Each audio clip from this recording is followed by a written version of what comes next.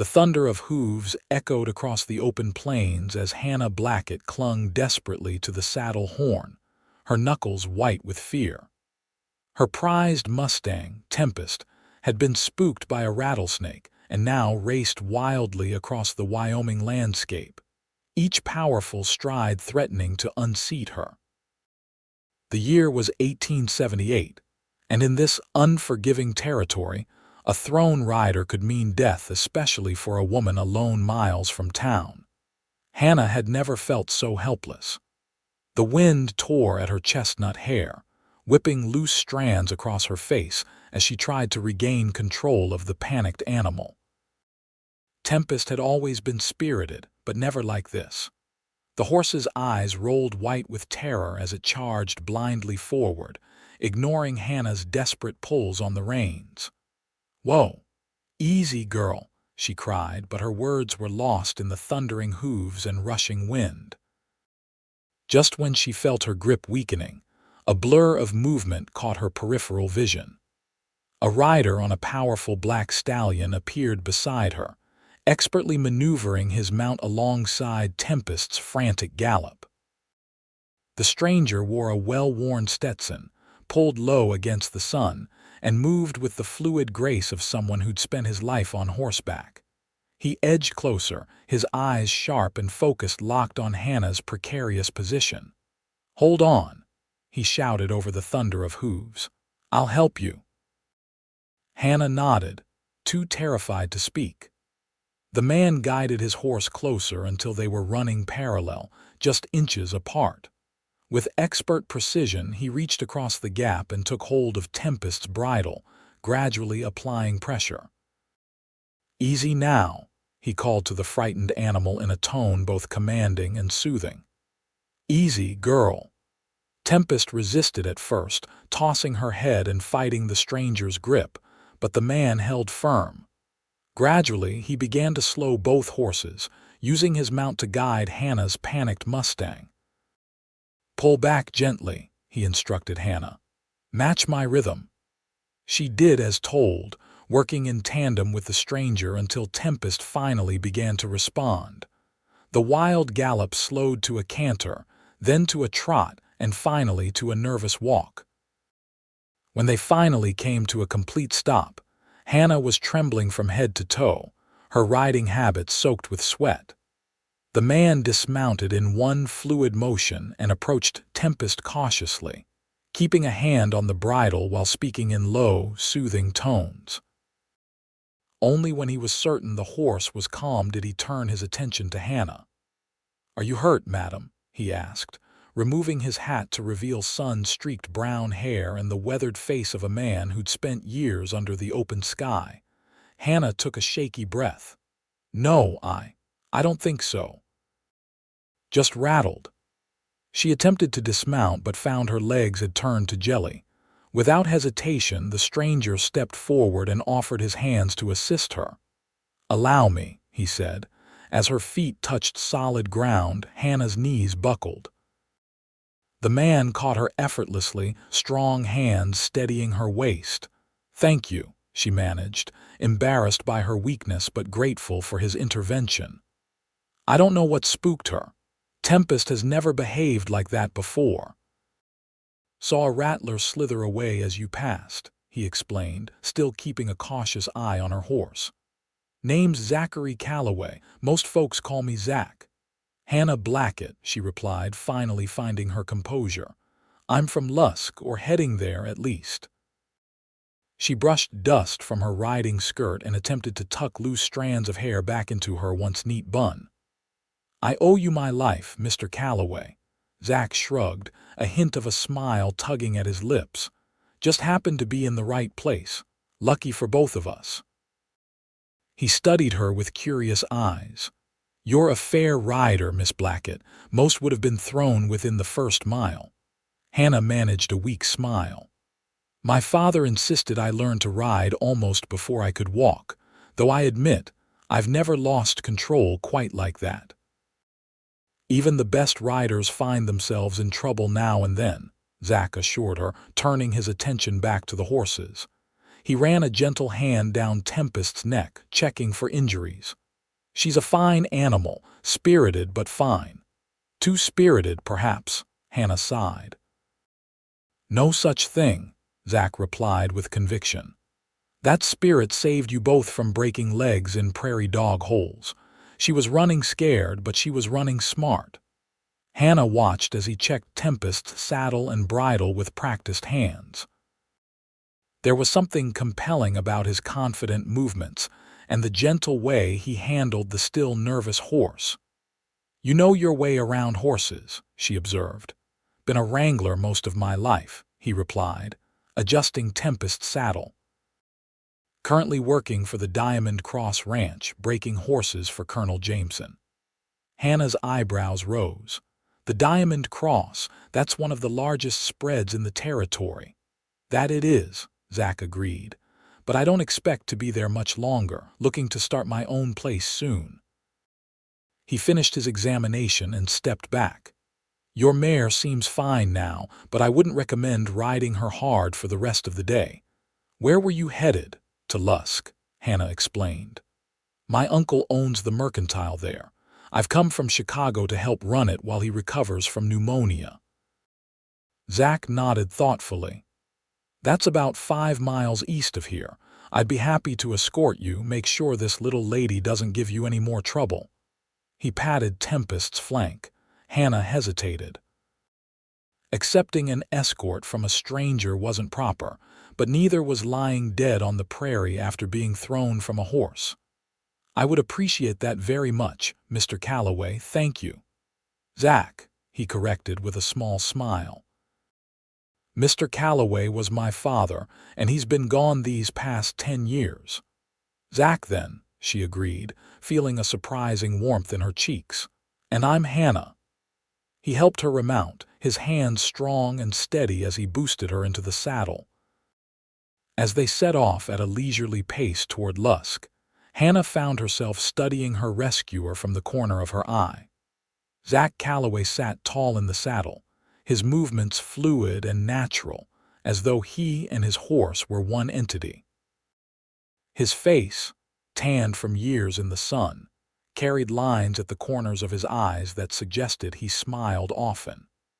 He wasn't handsome in the refined way of Chicago gentlemen, but there was something undeniably appealing about his rugged features and quiet confidence.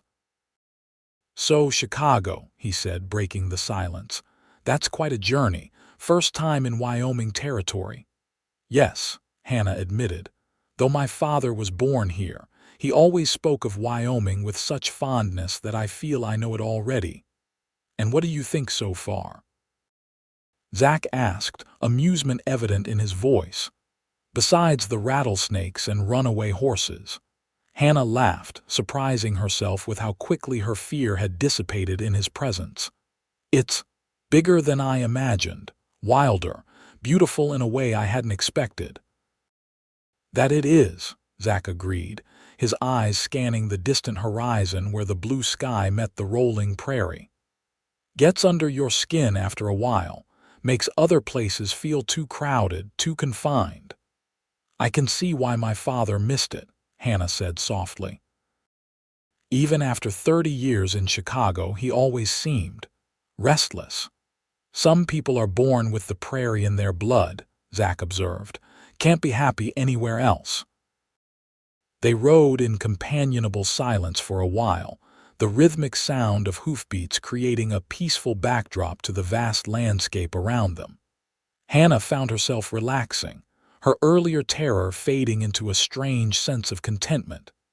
"May I ask what happened to your father?" Zach ventured after a time. "Influenza," Hannah replied, the familiar ache returning to her chest. "2 winters ago. My mother passed when I was young, so it's just been me since then."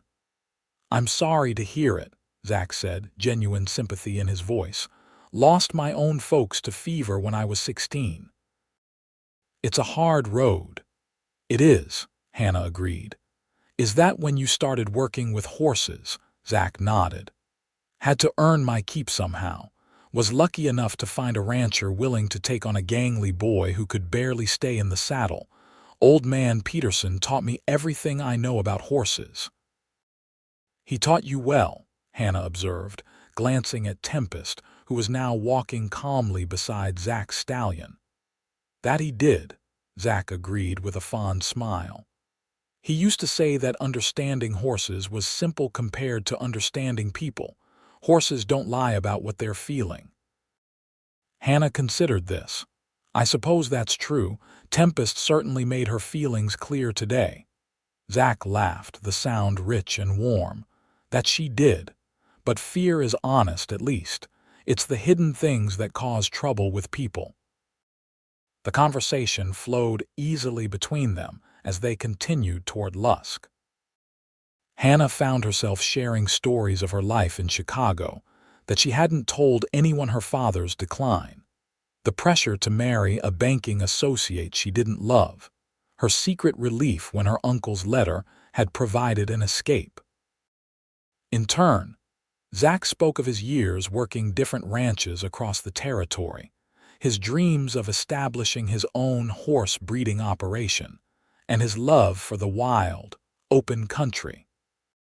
By the time the small collection of buildings that made up Lusk appeared on the horizon, Hannah felt as though she'd known Zachary Calloway for years rather than hours. There was an ease between them that she'd rarely experienced, even with childhood friends in Chicago. "There it is," Zach announced, gesturing toward the town. "Not much to look at compared to Chicago, I expect."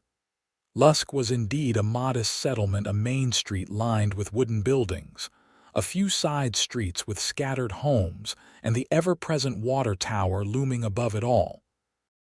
But to Hannah, it represented a new beginning, a place where her father's memory might feel closer. "It's perfect," she said sincerely. As they rode into town, Hannah became aware of curious glances from locals going about their business. A young woman accompanied by a cowboy was apparently notable enough to warrant attention in a place this size. "Blackett's mercantile should be just ahead," Zach said, seemingly oblivious to the attention they were receiving. "Your uncle, Thomas Blackett, runs a good establishment. Fair prices, quality goods." Hannah looked at him curiously. "You know my uncle." "Everyone knows everyone in these parts," Zach explained with a shrug, "and I've bought supplies from him more than once." They stopped in front of a large storefront with Blackett's General Mercantile painted in bold letters across the facade. A bell jingled as the door opened, and an elderly man with a white beard emerged, leaning heavily on a cane. "Uncle Thomas," Hannah called, dismounting quickly with Zach's help. Thomas Blackett's weathered face broke into a wide smile. "Hannah, my word, we weren't expecting you until tomorrow." He embraced her warmly before turning curious eyes to Zach. "Calloway, good to see you." "Mr. Blackett," Zach greeted with a respectful nod. "Found your niece having some trouble with her horse a few miles out. Thought I'd see her safely to town." Thomas's eyes widened as he looked at Hannah. "Trouble? Are you hurt, my dear?" "I'm fine, Uncle," Hannah assured him. "Thanks entirely to Mr. Calloway's intervention. Tempest was spooked by a rattlesnake and I couldn't control her. If not for Zach, I might still be hanging on for dear life. Or worse." Thomas's expression grew serious as he extended a hand to Zach. "Then I owe you a debt of gratitude, young man. My niece is all the family I have left." Zach accepted the handshake with a modest nod. "No debt necessary, sir. Anyone would have done the same." "Not with your skill, I'd wager," Thomas replied. He turned to Hannah. "Your Aunt Margaret is inside, beside herself with excitement about your arrival. She's been baking since sunrise." Hannah smiled at the mention of her aunt, whom she hadn't seen since childhood. "I should go in and see her then." She turned to Zach, suddenly reluctant to end their brief acquaintance. "I can't thank you enough for your help today." Zach touched the brim of his hat. "It was my pleasure, Miss Blackett." His eyes held hers for a moment longer than necessary. Perhaps I'll see you around town before I head back to the ranch." "I would like that," Hannah replied, aware of her uncle's curious gaze. With a final nod to them both, Zach mounted his horse and rode away. Hannah watched him go, feeling a strange sense of loss as his figure grew smaller in the distance. "Quite a fine young man," Thomas observed, his tone casual but his eyes shrewd. "One of the best horse handlers in the territory, from what I hear." Hannah tore her gaze away from Zach's retreating form. "He certainly knew how to calm Tempest. I was terrified." Thomas patted her arm sympathetically. "Well, you're safe now, and that's what matters. Come inside and meet your aunt properly. She's made your favorite apple pie." "You remembered," Hannah said, touched. "Your father wrote to us often," Thomas replied softly. "Kept us informed of all your preferences and accomplishments." Hannah felt tears threatening at the mention of her father. "He spoke of you both frequently as well. I feel as though I know you already." As they walked toward the store, Hannah couldn't help glancing back one last time, but Zachary Calloway had disappeared from view. She tried to ignore the small pang of disappointment in her chest. "Your aunt has prepared the room above the store for you," Thomas was saying. "It's modest compared to what you're used to in Chicago, I'm afraid." "I'm sure it will be perfect," Hannah assured him. "And I'm eager to learn the business. Father always said you were the finest merchant in 3 territories." Thomas chuckled. "Your father was prone to exaggeration. But I'll teach you what I know. Doctor says I need to take it easier with my lungs, so your help will be most welcome." Inside the store, Aunt Margaret enveloped Hannah in a warm embrace that smelled of cinnamon and vanilla. She was a plump, pleasant woman with kind eyes and graying hair tucked neatly beneath a lace cap. "Look at you," Margaret exclaimed, holding Hannah at arm's length. "The very image of your mother. How was your journey? You must be exhausted."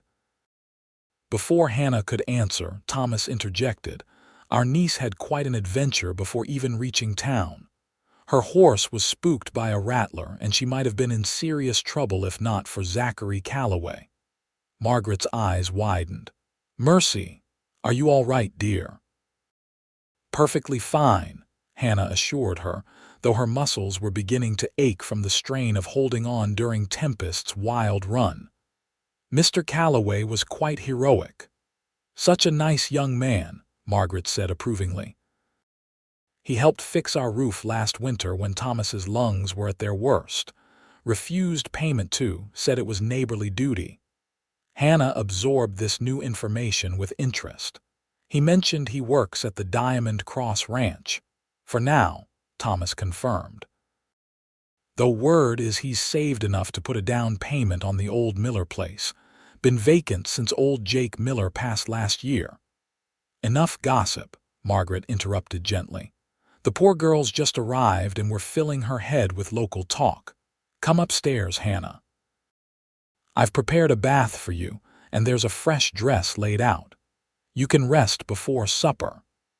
Hannah allowed herself to be led upstairs to a cozy room with sloped ceilings and a window overlooking the main street.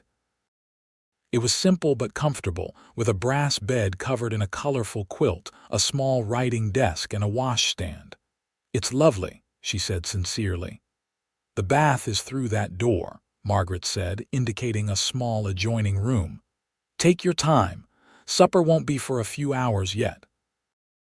Left alone, Hannah sank gratefully onto the edge of the bed.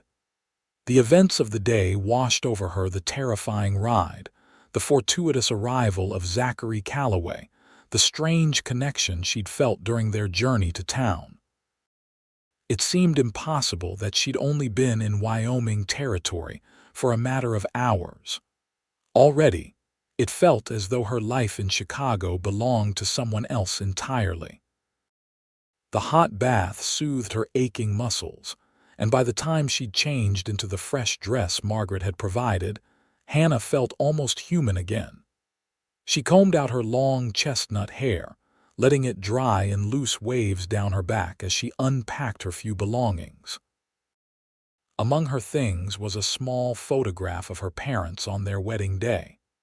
Her father, handsome in his formal suit, stood proudly beside her mother, whose delicate beauty was evident even in the faded sepia image. Hannah placed it carefully on the bedside table, drawing comfort from their familiar faces. "I'm here, Father," she whispered.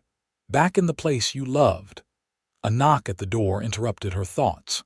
Margaret entered carrying a tray with tea and freshly baked scones. "I thought you might need sustenance before supper," she explained, setting the tray on the small table by the window. "The journey from Chicago is exhausting even without wild horse rides." Hannah smiled gratefully. "Thank you, Aunt Margaret. It smells wonderful." Margaret poured tea for them both and settled into the chair opposite Hannah. "Now, tell me everything about your life in Chicago. Your father's letters were informative, but a mother likes to hear these things directly." For the next hour, Hannah shared stories of her life in the city, her education at a ladies' seminary, her work helping her father with his law practice, the social events and charitable causes that had filled her days. Margaret listened attentively, asking questions and occasionally sharing memories of Hannah's father from their childhood. "He was always the adventurous one," Margaret recalled fondly. "Thomas was steady and practical, but your father had dreams bigger than Wyoming could contain. When he met your mother during that trip to St. Louis, we knew we'd lost him to the east for good. He never stopped missing Wyoming," Hannah confided. "Sometimes I'd find him on the balcony of our home, staring west with such longing. He told me once that a man could breathe properly only under Wyoming skies." Margaret squeezed her hand. "And now you're here to see those skies for yourself." "I am," Hannah agreed, "though I never imagined my introduction would involve a runaway horse and a rescue by a cowboy." Margaret's eyes twinkled. "A handsome cowboy from what I recall of young Mr. Calloway." Hannah felt her cheeks warm. "He was very kind. And modest about it too, I imagine," Margaret observed. "Not one to boast, that boy, despite having more skill with horses than most men twice his age." "He did seem to have a way with them," Hannah agreed, remembering how quickly Zach had calmed Tempest. "He mentioned wanting to start his own breeding operation."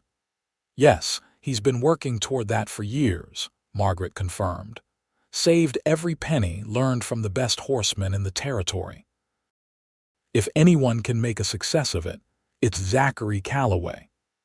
Their conversation was interrupted by Thomas calling up the stairs, announcing that several customers had arrived seeking Hannah's acquaintance.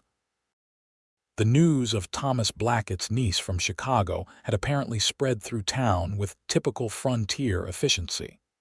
The remainder of the day passed in a whirl of introductions, as it seemed half of Lusk found reasons to visit the mercantile. Hannah met the mayor and his wife, the schoolteacher, the local doctor, and countless ranchers and townspeople, whose names began to blur together. Each greeted her warmly, many mentioning they had known her father before he left for the East. By the time the store closed for the evening, Hannah was exhausted but pleased by the genuine welcome she'd received. Over a hearty supper of roast beef and potatoes, she expressed this sentiment to her aunt and uncle. "Small towns have their advantages," Thomas said with a smile. "Everyone knows your business, true, but they also rally around when you need help." "Speaking of help," Margaret said, turning to Hannah, "Thomas and I were hoping you might feel up to minding the store tomorrow. The Ladies' Aid Society is holding its monthly meeting, and I'm expected to attend." Thomas usually manages alone, but with his health. "Of course," Hannah agreed eagerly. "That's why I'm here, after all, to help with the store while Uncle Thomas recovers fully." Thomas smiled gratefully. "It will be good to show you the ropes. The mercantile business isn't complicated, but there are certain peculiarities to running a store in a place like Lusk." "Such as?" Hannah inquired. Credit, Thomas explained. Many of our customers are ranchers who settle accounts after selling cattle, some miners who pay when they find color. You need to know who's good for their debts and who needs gentle reminding. I helped Father with his accounts, Hannah assured him. I'm not afraid of bookkeeping. Excellent, Thomas said approvingly. We'll make a merchant of you yet. After helping Margaret with the dishes, Hannah retired to her room, pleasantly tired from the day's events. As she prepared for bed, she found herself drawn to the window that overlooked the main street of Lusk. The town was quiet now, with only a few lights glowing in windows and the occasional sound of laughter from the saloon at the far end of the street. Stars blazed overhead, more numerous and brilliant than she'd ever seen in Chicago. She understood now what her father had meant about Wyoming skies. They seemed to stretch forever, making her feel simultaneously small and part of something vast and eternal. As her gaze drifted over the darkened buildings, she wondered where Zachary Calloway was at that moment. Had he returned to the Diamond Cross Ranch, or was he somewhere in town? The thought that she might see him again tomorrow sent an unexpected flutter through her chest. Foolishness, she murmured to herself. She'd barely known the man a day. There was no reason to be thinking of him as she prepared for bed. Yet as she slipped beneath the quilt, his face, those kind eyes, and that quiet smile was the last image in her mind before sleep claimed her. The morning dawned bright and clear, with sunlight streaming through the window to wake Hannah earlier than was her custom in Chicago. She dressed quickly in a practical gray skirt and white shirtwaist, pinning her hair in a simple knot at the nape of her neck. The style was less elaborate than she might have worn in the city, but it seemed better suited to her new role as a shopkeeper. Downstairs, she found Thomas already at work, organizing stock and reviewing entries in a large ledger. He looked up with a smile as Hannah entered. "Ah, there you are." "Sleep well, better than I expected," Hannah admitted. "The quiet takes some getting used to after city noise, but it's peaceful." Thomas chuckled. "Wait until Saturday night when the Cowboys come to town. Peaceful isn't the word I'd use." After a quick breakfast, Thomas began showing Hannah the organization of the store, where different items were kept, how prices were determined, which customers had running accounts. The mercantile carried everything from foodstuffs and dry goods to farming implements and ammunition, all arranged with meticulous care. "Your father always said you had a quick mind," Thomas observed as Hannah rapidly absorbed his instructions. "He was right." "He was an excellent teacher," Hannah replied, the mention of her father bringing both warmth and a familiar pang of loss. By mid-morning, Margaret had departed for her Ladies' Aid meeting, and the store had seen a steady stream of customers. Most were women purchasing household necessities, but there were also ranchers needing supplies, and a few curious visitors, who seemed more interested in meeting the new girl from Chicago than in actually buying anything. Hannah handled each interaction with the poise she'd learned from years at her father's side, greeting everyone warmly while efficiently managing their transactions. Thomas watched approvingly from his seat near the pot-bellied stove, occasionally offering advice but mostly allowing Hannah to find her own rhythm. Shortly before noon, the bell above the door jingled, and Hannah looked up from measuring fabric for Mrs. Peterson, the minister's wife. Her heart gave an unexpected leap as Zachary Calloway stepped into the store, removing his hat as he crossed the threshold. "Mr. Calloway," Thomas called from his chair. "What brings you to town today? Thought you'd be back at the Diamond Cross by now." "Colonel Jameson sent me to pick up some supplies," Zach explained, his eyes finding Hannah's with a warm smile. "Good morning, Miss Blackett. Recovered from yesterday's adventure, I hope?"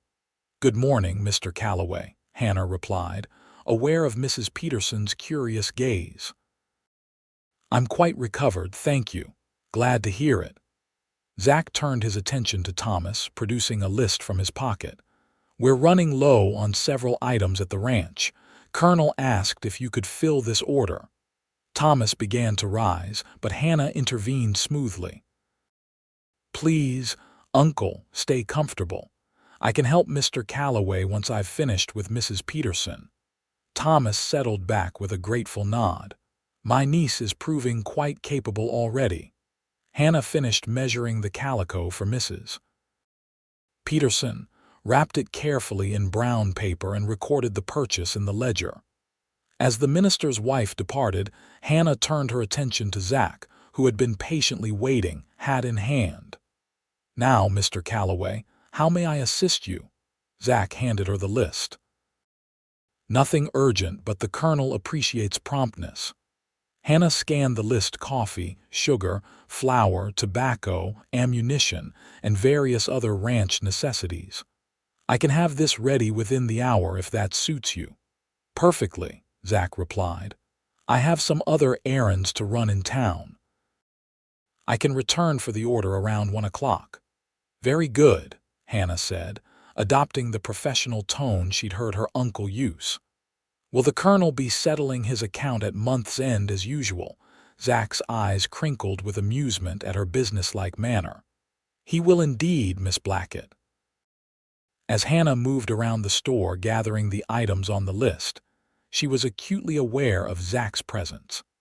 He conversed easily with Thomas about local matters: rainfall, cattle prices, the progress of the railroad construction some 20 miles south.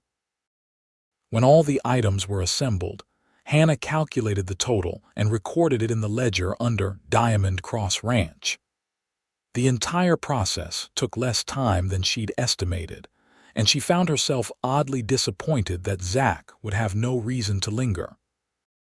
The order is ready whenever you return, Mr. Calloway, she announced. Zach replaced his hat. Much obliged, Miss Blackett. I'll be back after seeing to my other business. He nodded respectfully to Thomas before departing, the bell jingling in his wake.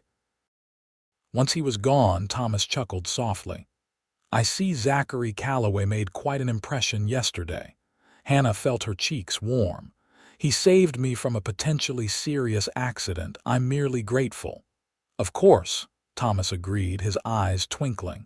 Merely grateful. The morning continued busily, with Hannah gradually becoming more comfortable with the routine of the store. By the time the lunch hour arrived, she had served nearly 20 customers and was feeling quite pleased with her progress. Margaret returned from her meeting full of local news and bearing a basket of fresh bread from the baker's wife. A welcome gift for our niece, she explained as she set about preparing a simple midday meal in the kitchen behind the store. They were just sitting down to eat when the bell jangled again. Hannah rose to see to the customer, but Margaret waved her back to her seat. Finish your lunch, dear. I'll attend to it. A moment later, Margaret returned with Zach Calloway in tow. Look who's come to collect the Diamond Cross order. You'll join us for lunch, won't you, Mr. Calloway? Nothing fancy, just cold beef and fresh bread, but plenty to spare. Zach hesitated, hat in hand. I wouldn't want to impose, Mrs. Blackett. Nonsense, Thomas insisted. Consider it thanks for seeing our niece safely to town yesterday. Sit down, young man. With a grateful nod, Zach took the offered chair directly across from Hannah. As Margaret busied herself setting an extra plate, Hannah found herself studying Zach more carefully than she had the previous day. In the clear light of the kitchen, she noted that his eyes were a striking shade of blue-gray, like the Wyoming sky after a summer storm. His features were strong and well-defined, his manner quiet but confident. Unlike many of the cowhands she'd seen in town, there was nothing brash or rough about him. How is Tempest today? Zach inquired, breaking into her thoughts. Much calmer, Hannah replied. Uncle's stable boy exercised her this morning and reported she was perfectly behaved. Good to hear, Zach said with a nod. Sometimes a fright like that can make a horse skittish for days afterward. Speaking of horses, Thomas interjected, passing the bread, I hear you've made an offer on the Miller place, planning to start that breeding operation you've been talking about. Zach's expression brightened. Yes, sir. Just waiting to hear back from the bank in Cheyenne. The property has good water, decent grazing, and the house is solid despite needing some work. It's a fine piece of land, Thomas agreed. Jake Miller chose well when he homesteaded there. How many acres? 160, Zach replied. Not large as ranches go, but enough for what I have in mind. I don't aim to run cattle, just breed and train quality horses. A sensible plan, Thomas approved.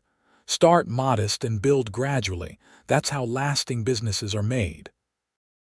The conversation continued pleasantly, with Zach describing his vision for the horse operation, and Thomas offering occasional advice drawn from his years of observing the local economy. Hannah found herself increasingly impressed by Zach's careful planning and clear passion for his work. What types of horses will you breed? She asked during a lull in the conversation. I'm partial to quarter horses, Zach explained, his eyes lighting up with enthusiasm. Fast, strong, intelligent, and well-suited to ranch work, but I also want to work with some of the Mustang lines. There's remarkable strength and endurance in those bloodlines. Like Tempest, Hannah observed. Zach nodded. Exactly. Your mare has excellent conformation and spirit. With the right stallion, she could produce exceptional foals. I hadn't considered breeding her, Hannah admitted. Something to think about, Zach suggested. If you're planning to stay in Wyoming, that is. The question of her plans hung in the air between them. In truth, Hannah hadn't thought beyond helping her uncle recover. Chicago held little appeal without her father, but she hadn't yet considered Lusk as anything more than a temporary home. I'm not certain of my long-term plans, she said carefully. For now, I'm happy to be of use to Uncle Thomas and Aunt Margaret. And we're grateful to have you, Margaret assured her warmly. However long you choose to stay. After lunch, Zach helped Thomas carry the Diamond Cross order to his waiting wagon while Hannah and Margaret cleared the table. Through the window, Hannah could see the two men talking by the wagon, their conversation apparently serious based on their expressions. When Zach returned to take his leave, he seemed slightly distracted. He thanked Margaret for the meal and turned to Hannah with a hint of hesitation. Miss Blackett, I was wondering if you might consider. That is, there's a social at the church this Saturday evening. Music, dancing, refreshments. If you haven't made other plans, I'd be honored to escort you. Hannah was momentarily speechless. She'd received numerous invitations in Chicago, of course, but something about Zach's straightforward request made those sophisticated courtships seem artificial by comparison. I'd be delighted, Mr. Calloway, she replied, ignoring her aunt's poorly concealed smile. Zach's face brightened. Excellent. I'll call for you at 7 if that's suitable. Perfectly suitable, Margaret interjected before Hannah could respond. We'll make sure she's ready. After Zach's departure, Hannah turned to find both her aunt and uncle watching her with obvious amusement. Not even a week in Lusk, and already you've caught the eye of one of the most eligible young men in the county, Margaret teased gently. It's just a church social, Hannah protested, though she couldn't quite suppress her smile. Of course, Thomas agreed with exaggerated solemnity. Just a church social. Nothing at all to do with the way he looked at you throughout lunch. How did he look at me? Hannah asked before she could stop herself. Thomas and Margaret exchanged knowing glances. Like a man who's just discovered something precious, Margaret replied softly. Hannah busied herself with wiping the already clean table, hoping to hide the blush she could feel warming her cheeks. It was too soon for such thoughts. She barely knew Zachary Calloway, regardless of the strange connection she'd felt during their first meeting. The remainder of the week passed in a blur of activity as Hannah settled into the rhythm of life in Lusk. Each day brought increasing confidence in her ability to manage the mercantile, and Thomas's proud glances confirmed she was meeting his expectations. Evenings were spent in comfortable conversation with her aunt and uncle, learning the history of the town and the stories of its inhabitants. Zach didn't return to the store, though Hannah found herself watching the door whenever the bell jingled. Thomas mentioned casually that the Diamond Cross hands were busy with spring calving, which explained his absence, but the information did little to quell Hannah's unreasonable disappointment. By Saturday, Hannah's anticipation had built to a nearly unbearable level. She spent extra time preparing for the social, washing her hair with rose-scented soap and pressing her best dress, a deep blue silk that her father had given her for Christmas the previous year. "You look lovely," Margaret declared as Hannah descended the stairs that evening. "That color suits you beautifully." Thomas, dressed in his Sunday best, nodded agreement. "Your father would be proud to see you now, my dear." A knock at the door announced Zach's arrival precisely at 7. Thomas admitted him to the sitting room behind the store, where Hannah waited with Margaret. Zach stood just inside the doorway, momentarily speechless as his eyes fell on Hannah. He was dressed in what was clearly his finest clothing: clean dark trousers, a white shirt, and a well-brushed coat that couldn't quite disguise his cowboy bearing. "Miss Blackett," he finally managed, "you look magnificent." "Thank you, Mr. Calloway," Hannah replied, pleased by his evident admiration. "You're looking quite handsome yourself." Margaret bustled forward to straighten Zach's collar in a motherly gesture. "You two will be the finest-looking couple at the social. Now, Thomas and I will follow shortly. Don't wait for us." The walk to the church was only a few blocks, but it gave Hannah and Zach time to re-establish the easy conversation they'd shared during their first meeting. Zach spoke of his week at the ranch, the new foals, and his hopes for the Miller property. "I received word yesterday," he confided as they approached the white clapboard church. "The bank approved my loan. The place is mine as soon as the paperwork is filed." "Zach, that's wonderful news," Hannah exclaimed, genuinely delighted for him. "When will you take possession?" "By month's end," he replied, his face alight with pride. "There's work to be done before it's properly habitable, but I can manage most of it myself." "I have no doubt," Hannah said sincerely. "Congratulations." He offered his arm as they climbed the church steps. "Thank you.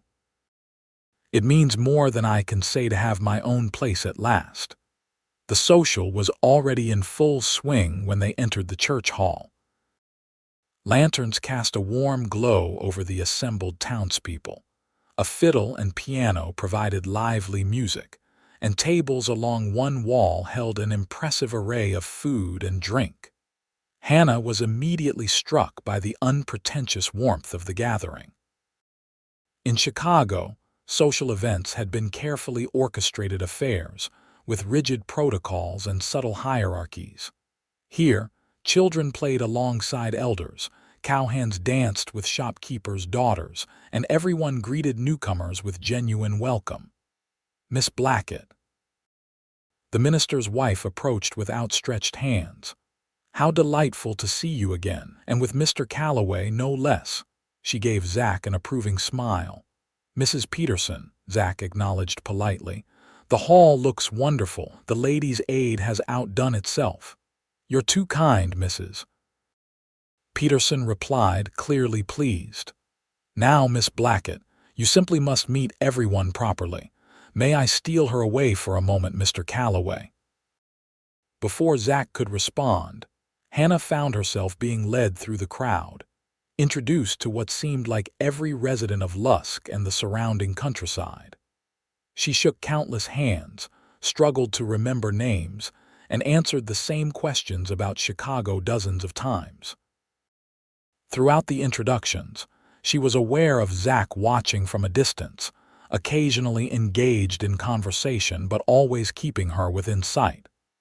There was something reassuring about his steady presence, an anchor in the sea of new faces. When Mrs. Peterson finally released her, Hannah made her way back to Zach's side. "I believe I've now met everyone within 20 miles, she said with a smile. "Not quite everyone," Zach replied, but Mrs. Peterson made a valiant effort. He hesitated for a moment before continuing. "Would you care to dance, Miss Blackett? I should warn you that I'm not as skilled on a dance floor as I am on horseback." "I would love to dance," Hannah assured him, "and I promise not to judge your abilities too harshly." Zach's self-deprecation proved unnecessary. He guided Hannah onto the floor with surprising grace, his hand warm and steady at her waist as they joined the other couples in a lively Virginia reel. What he lacked in formal training, he made up for in natural rhythm and attentiveness to his partner. As the evening progressed, Hannah danced not only with Zach but also with her uncle, the mayor, and several other gentlemen who requested the honor. She noticed, however, that Zach declined to dance with anyone else, preferring to watch from the sidelines when she was partnered with others. During a pause in the music, Zach brought Hannah a cup of punch and guided her to a relatively quiet corner. "Having a good time?" he inquired. "Wonderful," Hannah replied honestly. "Everyone has been so welcoming. It's quite different from social gatherings in Chicago." "Different how?" Zach asked, genuinely curious. Hannah considered how to explain. "Less pretense, I suppose. In Chicago, social events often feel like performances. Everyone playing assigned roles, careful not to reveal too much of themselves. Here, people seem content to be exactly who they are." Zach nodded thoughtfully. "I've never been to a big city, but I can imagine it might be that way. Out here, a man is judged by his actions and his word. Hard to maintain pretenses when your neighbors know everything about you." "Including which young lady you've escorted to the church social," Hannah teased gently, noting the speculative glances being cast their way. Zach smiled, unembarrassed. "I'm not concerned about that particular piece of gossip. In fact, I'm rather proud to be seen with the most beautiful woman in the room." The directness of the compliment caught Hannah off guard. In Chicago, gentlemen couched their admiration in flowery language and veiled implications. Zach's straightforward approach was both disconcerting and refreshingly honest. Before she could formulate a response, the music started again, a slower waltz this time. Zach offered his hand. "May I have this dance, Miss Blackett?" "You may, Mr. Calloway," she replied, placing her hand in his. As they moved across the floor, Hannah was acutely aware of the solid strength of Zach's arm around her waist and the way his eyes never left her face. There was an intensity to his gaze that should have made her uncomfortable, but instead created a pleasant warmth that spread through her entire body. "I've been thinking about your mare," Zach said, breaking the silence between them. "If you're interested in breeding her, I have access to an excellent stallion at the Diamond Cross. His bloodlines would complement Tempest's perfectly." Hannah laughed softly. "Most gentlemen discuss the weather or literature while dancing. You talk of horse breeding." Zach looked momentarily abashed. "I apologize. I'm not much for small talk, I'm afraid." "No need to apologize," Hannah assured him. "I find it refreshing. And yes, I would be interested in learning more about breeding Tempest, though I know very little about the process." "I'd be happy to explain it to you," Zach offered eagerly. "Perhaps you might ride out to see the Diamond Cross stallion sometime next week. The Colonel wouldn't mind, and the ride would give you a better sense of the surrounding country." The invitation was perfectly innocent, Yet Hannah was aware of the implications of accepting. A ride alone with Zach would certainly set tongues wagging in Lusk. "I'd like that," she said after a moment's consideration. "Though perhaps Aunt Margaret might accompany us." She mentioned wanting to visit Mrs. Jameson at the ranch. Zach nodded, understanding her concern for propriety. "Of course. Mrs. Jameson would be delighted to receive you both. Shall we say Tuesday afternoon? I can bring a wagon for Mrs. Blackett's comfort." "Tuesday would be perfect," Hannah agreed as the waltz came to an end. "Uncle Thomas is much stronger now and can manage the store for an afternoon." As they left the dance floor, Thomas and Margaret approached, both looking pleased. "You two make a fine couple on the dance floor," Margaret observed, ignoring Hannah's blush. "Almost as fine as Thomas and I in our younger days." "No one could match you and Mrs. Blackett," Zach replied gallantly, "but Miss Blackett makes even my clumsy feet look coordinated." Thomas chuckled. "Modesty becomes you, Calloway, but I've seen you ride. A man with your sense of rhythm is never truly clumsy." The remainder of the evening passed pleasantly, with more dancing, conversation, and laughter. Hannah found herself increasingly comfortable in Zach's company, their conversation flowing naturally from topic to topic. By the time they walked back to the Mercantile under a canopy of stars, with Thomas and Margaret discreetly following several paces behind, Hannah felt as though she'd known Zach Calloway for years rather than days. At the store's entrance, Zach took her hand gently. "Thank you for accompanying me tonight, Miss Blackett. I can't remember when I've enjoyed an evening more." "Nor can I," Hannah admitted softly. "Thank you for asking me." He hesitated, as if wanting to say more, but settled for raising her hand to his lips in a gesture both old-fashioned and deeply affecting. "Until Tuesday, then." "Until Tuesday," Hannah echoed, reluctant to end the evening but aware of her aunt and uncle's approach.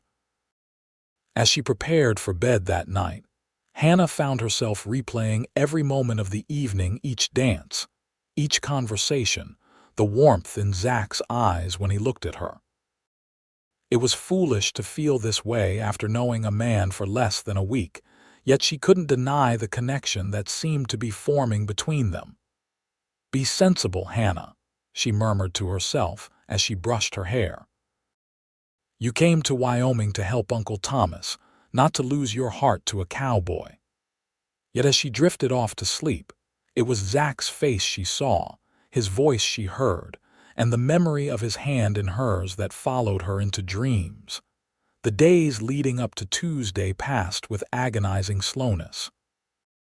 Hannah threw herself into learning the mercantile business, absorbing Thomas's lessons on inventory management, credit arrangements, and customer relations with an enthusiasm that clearly pleased her uncle. The store saw a notable increase in male customers, many finding sudden needs for items they'd previously managed without a development that caused Thomas no small amount of amusement.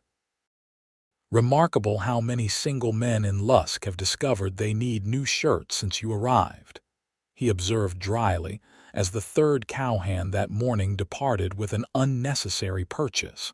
Hannah feigned innocence. "Perhaps they're simply becoming more conscious of their appearance." "Perhaps," Thomas agreed with a knowing smile. "Or perhaps news of Zachary Calloway's interest has spurred competition." The mention of Zach brought a warm flush to Hannah's cheeks. "Uncle Thomas, really. Mr. Calloway has merely been kind to a newcomer." "Of course," Thomas replied, his tone making it clear he believed nothing of the sort. "That explains why he rode into town at dawn yesterday to ensure we had a proper wagon available for today's excursion." This was news to Hannah. He did, indeed, check the wheels, axles, and springs himself. Even brought a cushion from the Diamond Cross for your aunt's comfort. Thomas regarded his niece with twinkling eyes. "Not the actions of a man who is merely being kind. I'd wager. Before Hannah could formulate a response, the bell above the door jingled and Margaret bustled in from her morning errands. "Hannah, dear, are you still working? You should be preparing for our visit to the Diamond Cross. Mrs. Jameson is known for her elegant entertainments, even on the frontier." "We've been quiet this morning," Hannah explained. "I thought I'd wait until after the noon rush." "Nonsense," Margaret declared, taking Hannah's arm. "Thomas can manage perfectly well. Come upstairs and let me help you choose something appropriate. First impressions are so important." Recognizing defeat, Hannah allowed herself to be led upstairs, where Margaret had already laid out several options on the bed. The next hour was spent in a flurry of activity, as aunt and niece debated the merits of various dresses, hairstyles, and accessories. In the end, they settled on a sage green riding habit that complemented Hannah's chestnut hair and fair complexion, with her locks arranged in a simple but elegant knot beneath a matching hat. The outfit was practical enough for a ranch visit, yet sufficiently flattering to satisfy Margaret's sense of occasion. "Perfect," Margaret declared, as Hannah made a final turn before the mirror. "Feminine but not frivolous. Mrs. Jameson will approve, and Mr. Calloway will be suitably impressed." "Aunt Margaret," Hannah protested weakly. "This is merely a social call and an educational opportunity regarding horse breeding." Margaret's smile was knowing. "Of course it is, dear. And I'm merely an old woman who has seen enough of life to recognize when two young people are drawn to each other." Hannah might have argued further, but a commotion from below indicated Zach's arrival. Taking a deep breath to calm her suddenly racing heart, she followed Margaret downstairs to find Zach in conversation with Thomas near the store's entrance. He turned as they approached, and Hannah experienced the now familiar flutter in her chest at the sight of him. He was dressed in clean work clothes rather than his Sunday best, but the effect was no less appealing, perhaps even more so, as this was Zach in his natural element. "Miss Blackett," he greeted, his eyes warming as they took in her appearance. "Mrs. Blackett, you both look lovely. The wagon is ready whenever you are." The wagon in question was a well-maintained buckboard with two placid draft horses in the traces. As promised, a plump cushion adorned the bench seat, and a light canopy had been erected to provide shade. "How thoughtful," Margaret approved as Zach helped her onto the seat. "The sun can be quite intense, even in spring." "The colonel's wife insisted," Zach explained, turning to offer his hand to Hannah. "Mrs. Jameson is looking forward to your visit. It's not often she has the opportunity to entertain ladies from the East." Hannah accepted his assistance, acutely aware of the strength in his hands as he lifted her effortlessly onto the wagon. "I hope we won't disappoint her. Chicago hardly qualifies as the East to those born in New York or Boston.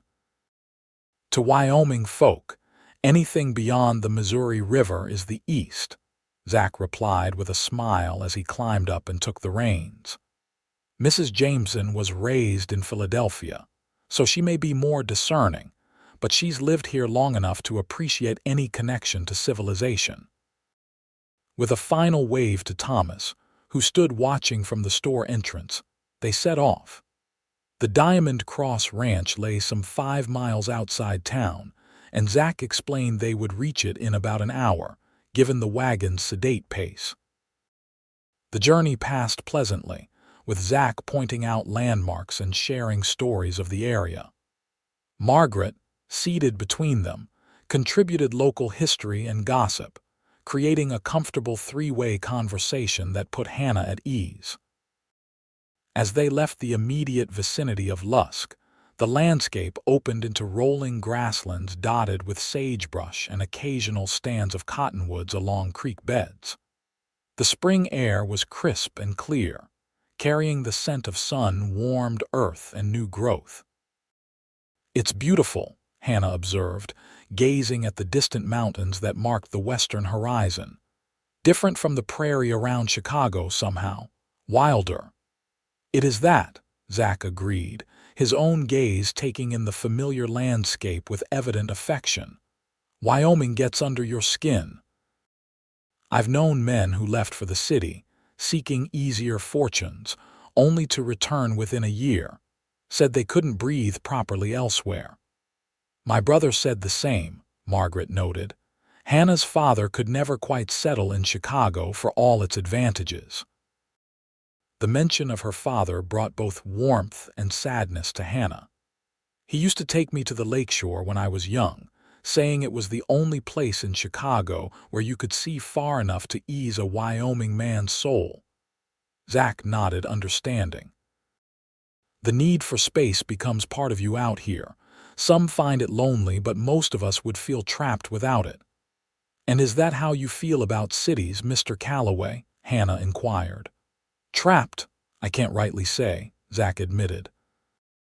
The largest place I've been is Cheyenne, which hardly qualifies as a metropolis. But I reckon I'd miss the silence at night, the stars overhead, and the freedom to ride for hours without seeing another soul. Those are precisely the things my father missed, Hannah said softly. Though he never regretted moving east, for my mother's sake. Love will make a man adapt to circumstances he'd otherwise find intolerable, Zach observed, his eyes meeting Hannah's briefly before returning to the road. Margaret, who had been watching this exchange with poorly concealed interest, seized the opening. Speaking of adaptations, Hannah has been remarkably quick to adjust to life in Lusk. Thomas says she's already managing the store as though born to it. Is that so? Zach glanced at Hannah with approval. Not surprising. Miss Blackett strikes me as capable of mastering whatever she sets her mind to.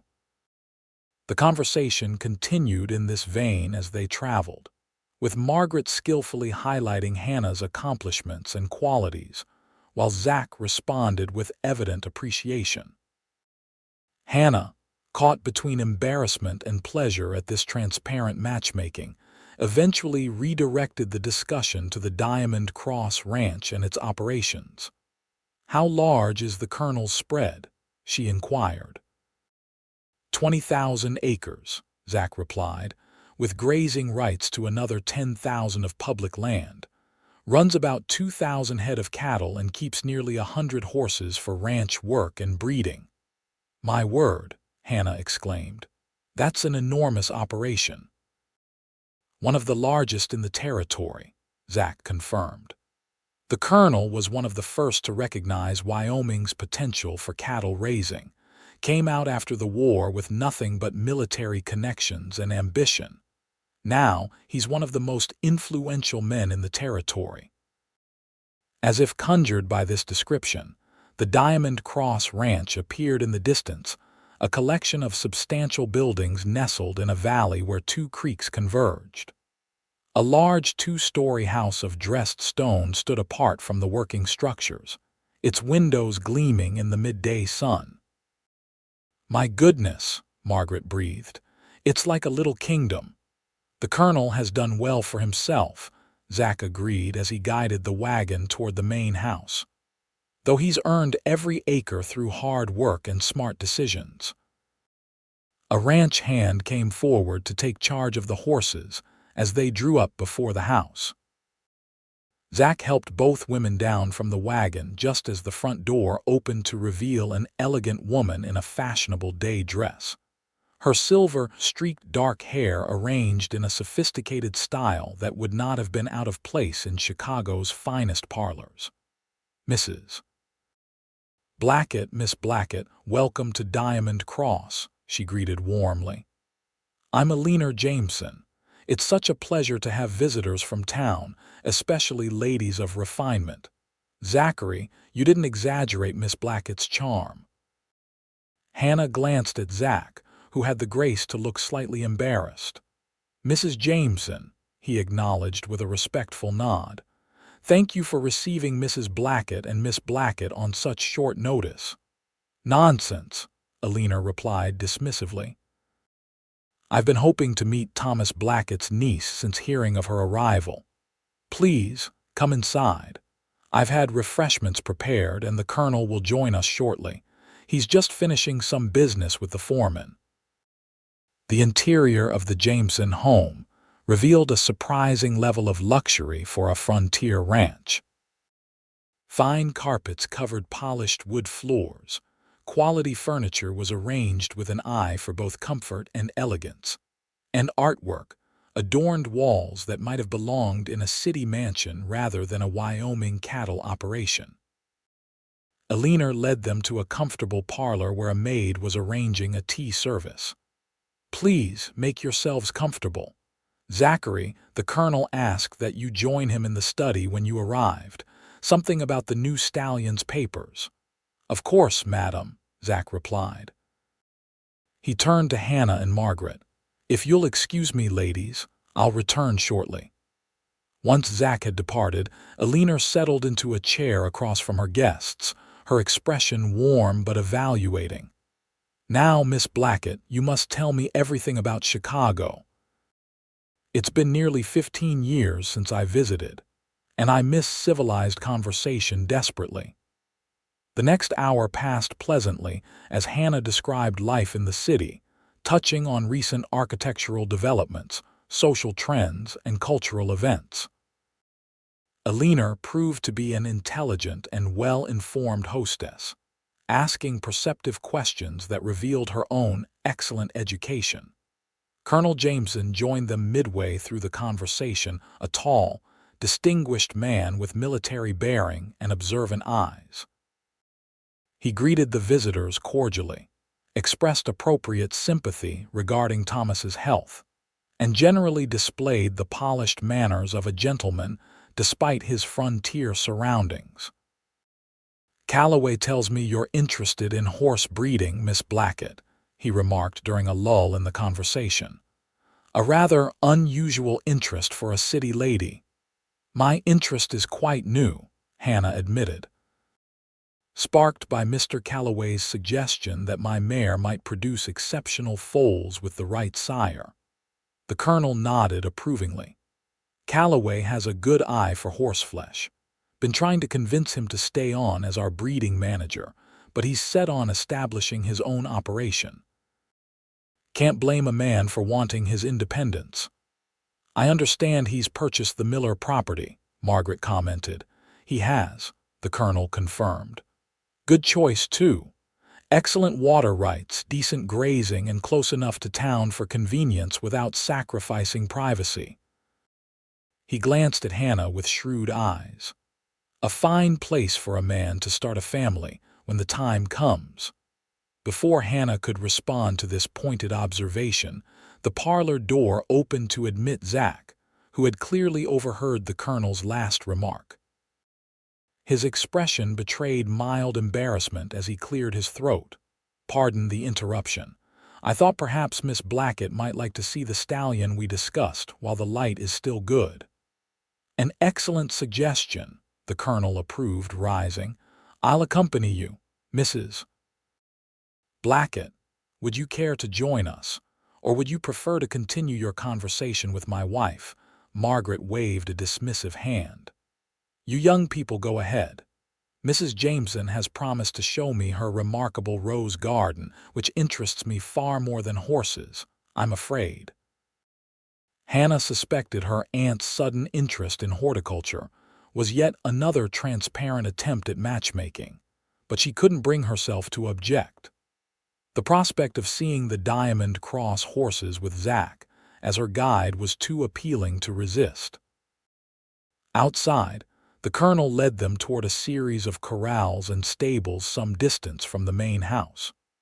Ranch hands touched their hats respectfully as the party passed, many casting curious glances at Hannah, clearly an unusual sight on the working side of the operation.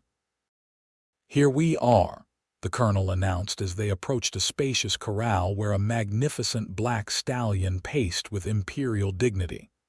Thunder Cloud, finest quarter-horse sire in 3 territories, 15 hands of pure power and intelligence. Hannah gasped softly at the sight.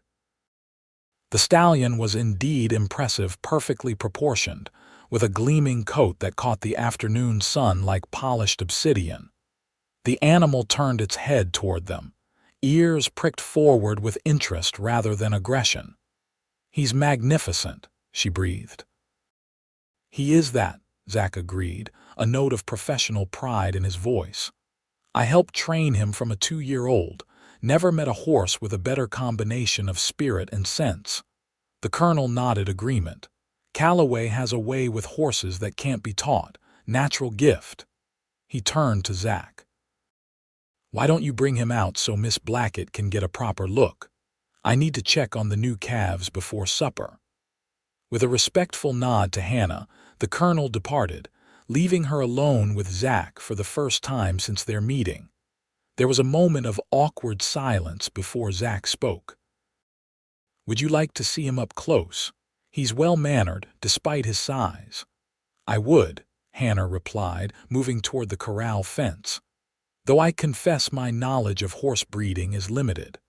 My father taught me to ride but little about bloodlines or conformation."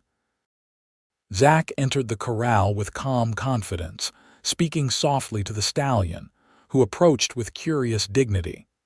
With practiced ease, Zach slipped a halter over the horse's head and led him to where Hannah waited. "The basics are simple enough," he explained as he brought Thunder Cloud closer. "You look for complementary traits: his strength balanced against Tempest's speed, his steadiness against her spirit. The goal is to improve the breed with each generation." Hannah extended a hand cautiously, allowing the stallion to catch her scent. The horse's velvet nose brushed her palm in gentle investigation. "He's surprisingly gentle for such a powerful animal." "The best ones often are," Zach observed, watching her interaction with the stallion. "Strength without gentleness is just brute force. True power knows when to hold back." There was something in his tone that suggested he might not be speaking exclusively of horses. Hannah glanced up to find his eyes on her face, their expression warm and appreciative. "You have a gift for explaining things, Mr. Calloway," she said, suddenly aware of how close they were standing. "I feel I understand breeding much better already." "Zach," he corrected gently. "After rescuing you from a runaway horse, attending a social together, and discussing horse breeding, I think we might dispense with formalities at least when it's just us." Hannah smiled, oddly pleased by this small intimacy. "Zach, then, and you must call me Hannah." "Hannah," he repeated, as though testing the sound of her name on his lips. "It suits you, strong but graceful." The moment stretched between them, charged with unspoken possibilities, until Thunder Cloud nudged Zach's shoulder impatiently. The interruption broke the tension, and both laughed. "He's reminding me to keep my mind on business," Zach said, patting the stallion's neck. "Would you like to see the rest of the breeding stock? There's still good light, and it might help you decide about Tempest's future." "I'd like that very much," Hannah replied. "Lead on, Professor Calloway." The next hour passed in fascinating exploration, as Zach guided Hannah through the Diamond Cross horse operation. He introduced her to mares and their foals, explained breeding records and bloodlines, and demonstrated the various qualities that made certain animals more valuable than others. Throughout the tour, Hannah was increasingly impressed by Zach's knowledge and passion. He spoke of horses with a combination of scientific precision and genuine affection that revealed both his intelligence and his character. "You love them," she observed as they watched a group of yearlings frolic in a distant pasture. "Not just as valuable property, but as living creatures." "I do," Zach admitted without embarrassment. "Each has its own personality, its own spirit." Working with horses teaches patience, respect, and humility, lessons some men never learn. "My father said something similar," Hannah recalled.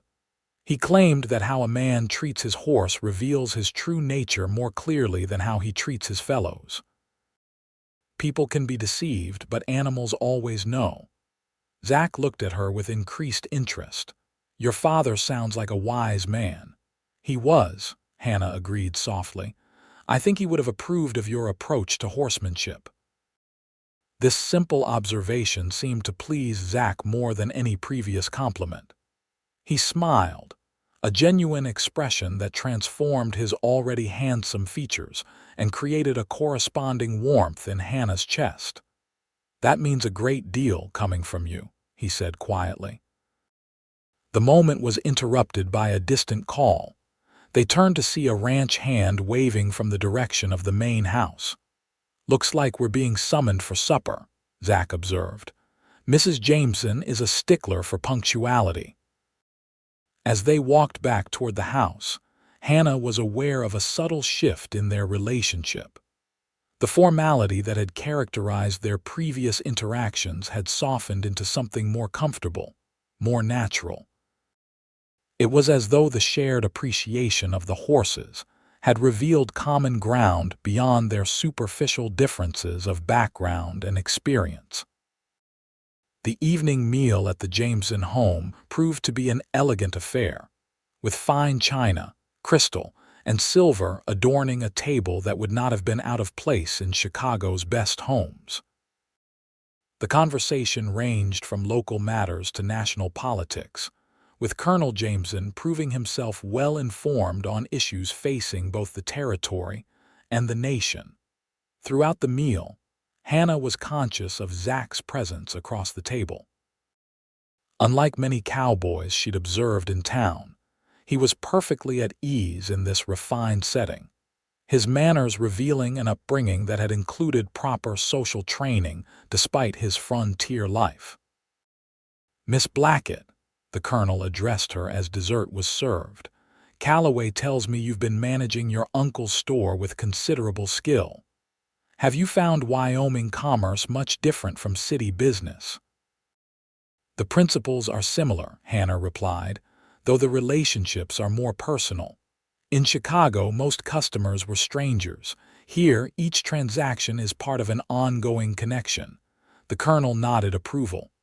Well observed. That personal element is both the strength and the challenge of frontier business. A merchant's word must be impeccable, for reputation is everything where formal contracts are few. Thomas Blackett has maintained the highest standards, Alina added. We've always known his goods to be exactly as represented and his prices fair. A tradition I'm sure you'll continue, Miss Blackett. The conversation turned to Hannah's future plans, with both Jamesons making it clear they hoped she would remain in Wyoming. Hannah found herself responding noncommittally, aware that her decision was becoming increasingly complex as her attachment to Lusk and to certain of its inhabitants deepened. As the evening drew to a close, the colonel insisted on providing an escort back to town, citing the lateness of the hour and the possibility of wolves in the area. To Hannah's mingled disappointment and relief, he assigned this duty to Zach rather than one of the regular ranch hands. Calloway knows the road better than anyone, he declared, and he's the best shot on the ranch if trouble should arise. The return journey began in companionable silence, with Margaret dozing lightly against Hannah's shoulder as the wagon rolled through the gathering darkness. The night was clear, with thousands of stars blazing overhead in a display more magnificent than anything Hannah had witnessed in Chicago. It's breathtaking, she murmured, gazing upward. I've never seen stars so bright. No city lights to compete with them out here, Zach observed, his voice low to avoid disturbing Margaret. One of the things I love most about Wyoming nights. I can understand why, Hannah replied. It makes one feel simultaneously small and significant part of something vast, yet intimately connected to it. Zach glanced at her with evident appreciation. That's it exactly. Most city folk just comment on how many stars there are. You see what they actually mean. The simple observation carried more weight than elaborate compliments from Chicago suitors. Hannah felt a flush of pleasure that had nothing to do with the cool night air. "Thank you for today," she said after a moment. "I learned a great deal about horses, but more importantly, I enjoyed your company." Even in the dim starlight, she could see Zach's smile. "The pleasure was entirely mine, Hannah. Your interest in the horses was genuine, not merely polite. That's rare, especially among ladies." "My interest in many things is genuine," Hannah replied, surprised by her own boldness. "Including you, Zach Calloway." The admission hung between them, too explicit to ignore yet too ambiguous to demand immediate response. Zach's hands tightened momentarily on the reins before he spoke. "I'm glad to hear it," he said, his voice warm with restrained emotion, "because I find myself thinking of you far more than is reasonable for such a short acquaintance." The honest confession made Hannah's heart beat faster. Before she could respond, Margaret stirred beside her, yawning delicately as she straightened. "My goodness, did I doze off? How embarrassing. Where are we?" "About a mile from town, Mrs. Blackett," Zach replied smoothly, though Hannah could detect a note of regret in his voice at the interrupted moment. "We'll have you home very soon." Margaret launched into enthusiastic praise of Alina Jameson's hospitality, apparently oblivious to the charged atmosphere she had disrupted. By the time they reached Lusk, the intimate mood had dissipated, replaced by polite conversation about the evening and plans for the coming days. At the Mercantile, Zach helped both women down from the wagon with careful courtesy. Margaret immediately went inside to report to Thomas, tactfully leaving Hannah and Zach alone for a moment on the boardwalk. "Thank you again for today," Hannah said, suddenly shy despite their earlier exchange. Zach took her hand gently. "I meant what I said, Hannah. These past days have been special to me." "And to me," she admitted softly. He hesitated, clearly weighing his next words carefully. "The Miller property will need considerable work before it's properly habitable. I'll be staying in town for the next few weeks while I make the initial repairs. Perhaps I might call on you now and then, when your duties at the store permit." "I would like that very much," Hannah replied, her heart lightening at the prospect of seeing him regularly. Zach's smile was worth every mile of the journey from Chicago. He raised her hand to his lips in a gesture that was becoming wonderfully familiar. "Until then, Hannah Blackett." "Until then, Zach Calloway," she echoed, reluctantly withdrawing her hand as the store door opened behind her. Thomas appeared, leaning on his cane. "Ah, Calloway. Margaret tells me you've been the perfect escort. Come in for a nightcap before you head to your lodgings." "Thank you, sir, but I should get the Colonel's wagon back to the livery," Zach declined politely. "Perhaps another time." With a final nod to Hannah, he climbed back onto the wagon and drove away. Hannah watched until he turned the corner, aware of her uncle's knowing gaze. "A fine young man," Thomas observed mildly as they went inside. "Makes his intentions quite clear, doesn't he?" "Uncle Thomas," Hannah protested weakly, though she couldn't suppress her smile. "Just an observation, my dear," Thomas replied innocently. "Just an observation." The next 2 weeks established a pattern that became the highlight of Hannah's days in Lusk. Zach, true to his word, had taken a room at the town's modest hotel while he worked on making the Miller property habitable. Each day, he would stop by the Mercantile, ostensibly to purchase supplies but primarily to spend time with Hannah.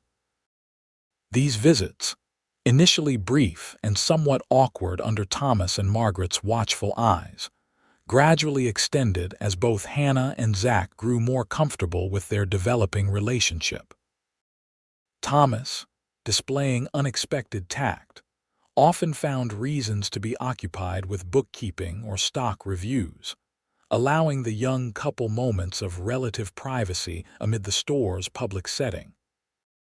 During these visits, their conversations ranged widely from Zach's progress on the house to Hannah's increasing mastery of mercantile operations, from childhood memories to future aspirations. With each exchange, Hannah discovered new facets of Zach's character that deepened her admiration. His quiet intelligence, his thoughtful approach to problems, his dry humor, and his unfailing kindness to those around him. For his part, Zach made no attempt to hide his growing feelings. His eyes followed Hannah whenever she was in view. His attention focused completely on her words regardless of surrounding distractions. While never overstepping the bounds of propriety, he found small ways to demonstrate his regard, bringing wildflowers he'd found while working, remembering details from their conversations, offering assistance with tasks around the store. On Sundays, following church services, Zach would join the Blacketts for dinner, afterward accompanying Hannah on sedate walks through town under Margaret's distant but vigilant supervision. These outings became a source of gentle teasing from Lusk residents, who observed the courtship with the benevolent interest of a community that considered all members' affairs their legitimate concern.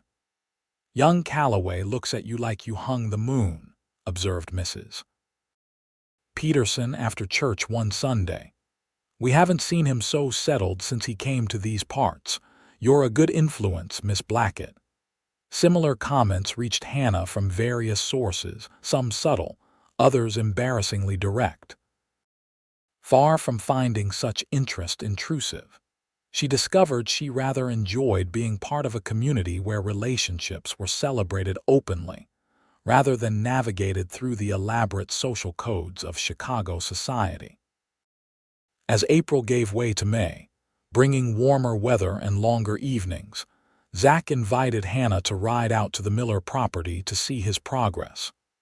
With Thomas's permission and Margaret's insistence on accompanying them at a discreet distance, Hannah eagerly accepted. The morning of the excursion dawned clear and mild, perfect for riding. Hannah wore her practical riding habit, her hair braided and pinned securely beneath a small hat. Tempest, now fully recovered from her earlier fright, pranced impatiently as Zach arrived on his black stallion. "Ready for an adventure?" he asked, his smile warming Hannah from within. "Absolutely," she replied, accepting his help to mount. "I've been curious to see this property you've spoken of so highly." The ride out of town was pleasant, with Tempest behaving impeccably alongside Zach's mount. Margaret followed at a distance on a gentle mare borrowed from the livery, providing the required chaperonage while allowing the young couple some privacy. "The place isn't much to look at yet," Zach warned as they crested a rise that revealed their destination, a modest cabin nestled against a backdrop of cottonwoods, with several outbuildings and corrals nearby.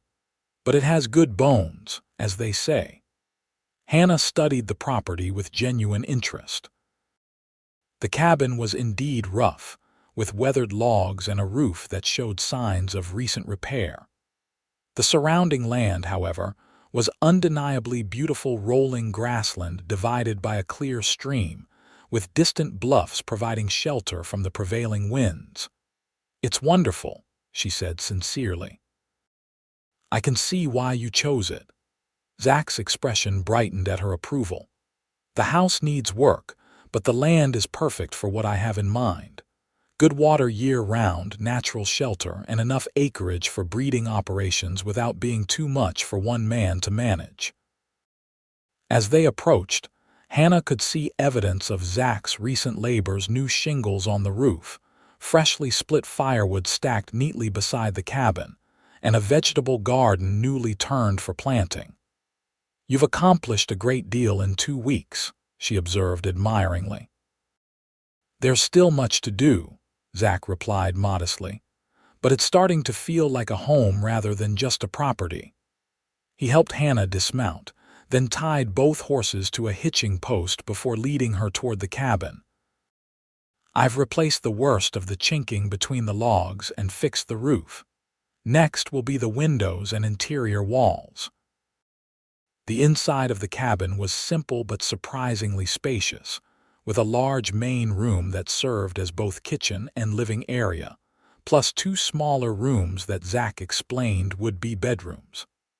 A stone fireplace dominated one wall, and windows on 3 sides provided ample light. "The previous owner built it well," Zach explained, pointing out various features. "The foundation is solid, the chimney draws properly, and the location is ideal, high enough to avoid flooding but protected from the worst winds." Hannah moved around the space, envisioning how it might look when completed, the rough walls smoothed and perhaps whitewashed, curtains at the windows, sturdy furniture arranged for comfort. Despite its current unfinished state, she could see its potential. "It will be lovely when you've finished," she said, turning to find Zach watching her with an intensity that made her heart race. "A proper home."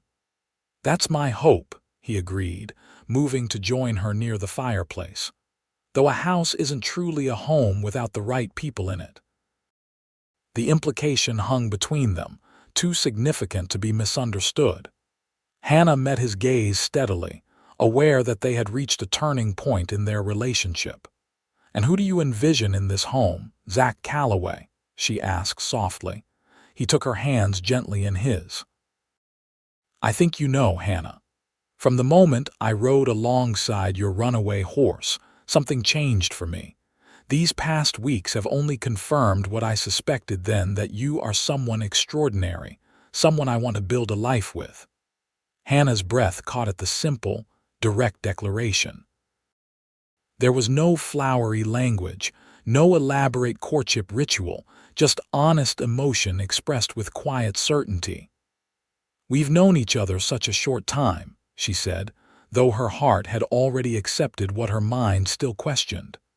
"Time enough to recognize what matters," Zach replied.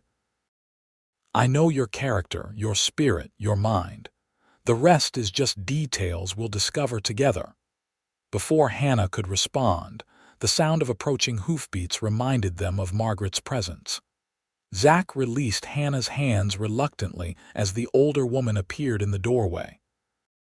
"My goodness, what a charming cabin," Margaret exclaimed, either oblivious to or tactfully ignoring the charged atmosphere. "Such potential, Mr. Calloway. You have a good eye for property."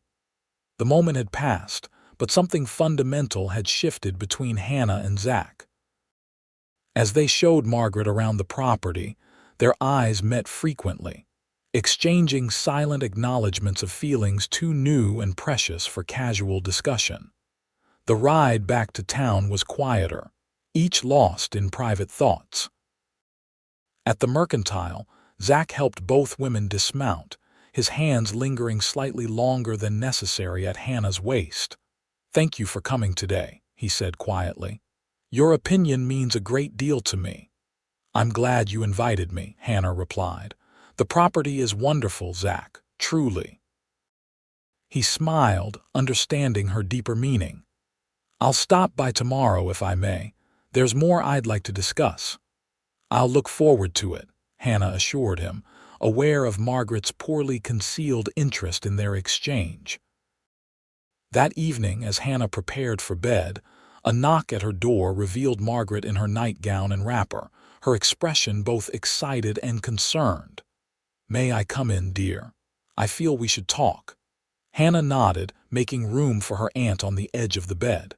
"About today, I presume?" Margaret settled beside her with a knowing smile. "I may be old, Hannah, but I'm not blind. Something significant passed between you and young Mr. Calloway at that cabin. I thought perhaps you might want a sympathetic ear." The kindness in her aunt's voice broke through Hannah's reserve. "Oh, Aunt Margaret, I hardly know what to think. Everything is happening so quickly, yet it feels so right. Is that foolish of me?" Margaret patted her hand gently. "Not foolish at all, my dear. The heart has its own timetable, independent of society's expectations. Your uncle proposed to me after knowing me just 6 weeks, and we've had 40 happy years together. Zach hasn't exactly proposed, Hannah clarified, but he made his intentions quite clear. He sees me as part of the future he's building at that property. And how do you feel about that prospect? Margaret inquired gently. Hannah considered the question seriously. When I came to Lusk, I had no plans beyond helping Uncle Thomas during his recovery. My life in Chicago seemed suspended after Father's death. I couldn't imagine what might come next. And now, Margaret prompted. Now I can envision a future here, Hannah admitted. Not just with Zach, though he's a significant part of it, but in this community. I feel a connection to this place that I never experienced in Chicago. Margaret nodded, understanding. You have Wyoming in your blood, just as your father did. It was only a matter of time before it called you home. You think I'm being rash? Hannah asked, suddenly anxious for reassurance. Considering a life so different from what I've known with a man I've known so briefly. I think you're listening to your heart, Margaret replied wisely. And your heart recognizes something in Zachary Calloway that deserves trust. He's a good man, Hannah, honest, hardworking, and clearly devoted to you. Those qualities matter more than lengthy courtships or social conventions. Hannah leaned against her aunt's shoulder, grateful for the unconditional support. Thank you, Aunt Margaret. I've missed having a mother's guidance in these matters. Margaret embraced her warmly. Your mother would be proud of the woman you've become, Hannah. And she would approve of Zach, I'm certain. She chose a Wyoming man herself, after all. After Margaret retired to her own room, Hannah sat by the window, gazing out at the star-filled sky. The past month had transformed her in ways she was only beginning to understand.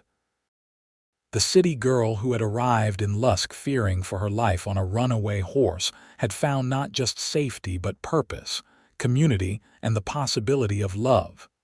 What do you think, Father? She whispered to the stars. Is this the life you would have chosen for me? Though no answer came from the silent heavens, Hannah felt a sense of peace settle over her, as though her father's approval reached across the divide between worlds. With that comfort in her heart, she finally sought her bed, dreaming of log cabins and horses running free beneath Wyoming skies. True to his word, Zach appeared at the Mercantile the following afternoon. The store was unusually busy, however, preventing any private conversation. Hannah could only exchange brief smiles with him as she served other customers, aware of his patient presence as he ostensibly examined tools he didn't need. When the rush finally subsided, Thomas intervened with characteristic sensitivity. Hannah, my dear, why don't you and Calloway step outside for a breath of air? You've been working since dawn, and I can manage for a while. Grateful for her uncle's understanding, Hannah untied her apron and joined Zach near the door. A walk would be lovely if you have time. For you, always, he replied simply. They strolled along Lusk's Main Street, maintaining a proper distance for public observation while speaking quietly. The late afternoon sun cast long shadows across the dusty road, and a gentle breeze carried the scent of new growth from nearby gardens. I've been thinking about yesterday, Zach began, his tone serious yet warm. About what I said at the cabin. As have I, Hannah admitted, her pulse quickening. Zach stopped walking, turning to face her directly despite the curious glances from passers-by. I meant every word, Hannah. The more I know you, the more certain I become that what I feel is real and lasting. I should have waited for a more appropriate setting, made a proper courtship, but life doesn't always follow proper procedures, Hannah finished for him, smiling gently. Especially in Wyoming territory. Zach's answering smile was brilliant with relief. Especially in Wyoming territory, he agreed. So, knowing that I'm being scandalously direct, may I ask if my feelings might possibly be returned? If there's any chance you could see yourself sharing that cabin, sharing a life with me? The question, for all its apparent simplicity, carried the weight of both their futures. Hannah took a deep breath, considering not just the man before her, but the life he represented, a life of open spaces and honest work, of community bonds and natural rhythms. "I came to Wyoming seeking nothing more than a temporary refuge," she said slowly. "A place to recover from loss and decide my next steps. I never imagined finding someone who would make me question everything I thought I knew about my future." Zach's expression grew cautious, uncertain whether her words presaged acceptance or gentle rejection. Hannah continued, her voice strengthening with conviction. "But in just a few short weeks, you've shown me possibilities I never considered. A life that combines purpose and passion, community and independence." She met his gaze directly. "Yes, Zach Calloway, my feelings very much match yours. And yes, I can see myself sharing that cabin and that life if you're certain that's what you want." The caution in Zach's face gave way to joy so pure it transformed his features. For a moment, he seemed about to embrace her there on the public street, propriety be damned. Instead, he took her hand with exquisite gentleness. "More certain than I've ever been of anything," he assured her. "But I want to do this properly, Hannah. Your uncle and aunt have been kind to me. I need to speak with Thomas, ask his blessing. And I want to have the house in better condition before you make an honest woman of me." Hannah teased, feeling suddenly lighthearted with the burden of uncertainty lifted. Zach laughed, the sound drawing smiles from those nearby who had been pretending not to observe the exchange. "Exactly that. Give me 2 weeks to speak with your uncle and make the cabin more presentable. Then, if you're still of the same mind, I'd like to make our understanding official." 2 weeks seems a very long time," Hannah observed with mock solemnity, "but I suppose I can be patient if the reward is sufficient." "I'll make it worth the wait," Zach promised, his eyes conveying meanings beyond his words. The remainder of their walk passed in discussion of practical matters, the improvements still needed at the cabin, Hannah's role in the mercantile, and how they might balance their responsibilities during the early days of marriage. The conversation felt surreal yet perfectly natural, as though they had always been planning a shared future. When they returned to the store, Thomas was assisting the last customer of the day. He glanced up as they entered, his expression knowing as he observed their clasped hands and radiant faces. "Productive walk, I see," he commented dryly as the customer departed. Zach stepped forward, still holding Hannah's hand. "Mr. Blackett, I would like to speak with you privately at your convenience. There's an important matter I wish to discuss." Thomas's eyes twinkled with suppressed amusement. "Is there indeed? Well, no time like the present. Margaret is preparing supper, Hannah. Perhaps you could assist her while Calloway and I have our discussion." Hannah squeezed Zach's hand encouragingly before releasing it. "Don't let him intimidate you," she whispered. "His bark is worse than his bite." "I heard that, young lady," Thomas called as she headed toward the kitchen. "And I'll have you know my bite is perfectly respectable when the situation warrants." In the kitchen, Margaret took one look at Hannah's face and set down the knife she'd been using to chop vegetables. "Well, has he spoken?" "Not formally," Hannah replied, unable to suppress her smile. "But we've reached an understanding. He's speaking with Uncle Thomas now." Margaret clasped her hands in delight. "Wonderful, though not at all surprising. Anyone with eyes could see which way the wind was blowing." She embraced Hannah warmly. "I'm so happy for you, my dear. Zachary Calloway is a fine man, and he'll make you a good husband." "I believe he will," Hannah agreed, the word husband sending a thrill of both excitement and trepidation through her. Though it's happening rather quickly, isn't it? We've known each other barely a month. When it's right, Margaret declared with the confidence of experience. No sense delaying happiness when you've found it. Life is uncertain enough without artificial waiting periods. From the front of the store came the sound of male laughter, followed by the clink of glasses, a promising sign that Thomas had indeed given his blessing. A few minutes later, both men appeared in the kitchen doorway, Thomas leaning on his cane with one hand and clapping Zach's shoulder with the other. "Margaret, my dear, it seems we'll be gaining a nephew by marriage," Thomas announced cheerfully. "Young Calloway here has asked for Hannah's hand, and I've given my blessing contingent, of course, on the young lady's continued affection." "Which I assure you is secure," Hannah interjected, moving to stand beside Zach. Zach's arm slipped around her waist in a gesture both protective and possessive. "We've agreed to a brief engagement while I complete the essential repairs to the house," he explained. "Then, if Hannah is willing, a June wedding." "June!" Margaret exclaimed. "That's hardly a month away." "So much to prepare the dress, the celebration, though a simple ceremony is all we want," Hannah assured her, touched by her aunt's immediate enthusiasm. "Just family and close friends. The community will expect some celebration, of course, but nothing elaborate." "Nonsense," Thomas declared. "My only niece marrying one of the most promising young men in the territory. We'll do this properly. The whole town will expect an invitation, and they shall have it." The discussion continued through supper, with Margaret already planning details, and Thomas reminiscing about his own wedding 40 years earlier.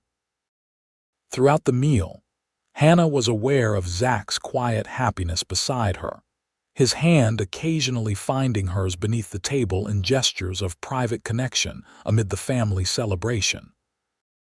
As the evening drew to a close, Thomas insisted on opening a bottle of fine brandy he'd been saving for a special occasion. With glasses raised, he offered a toast that brought tears to Hannah's eyes. "To Hannah and Zachary, may your journey together be as beautiful as the land you love, as strong as the bonds you forge, and as enduring as the mountains that watch over us all.